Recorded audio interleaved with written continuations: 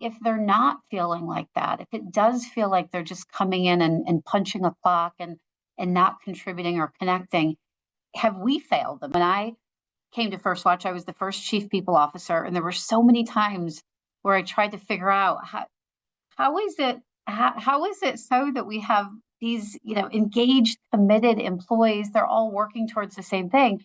But in the absence of all of the fancy tools that you just talked about, because it was a small, fast growing company.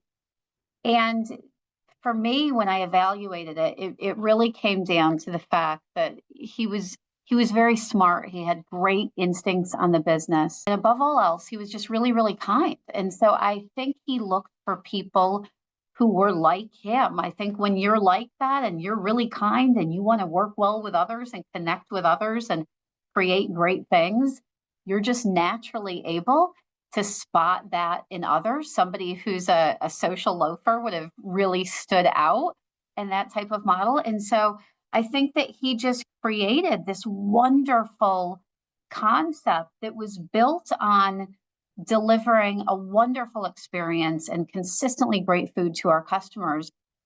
But even more than that, it was about creating this amazing work experience and environment for our employees. And they had, when I first came to the business, I was coming from a much bigger organization. So I asked about the mission and the vision and the values and, the core principles and the beliefs. And I wanted to learn all of these things so that I could really understand the culture.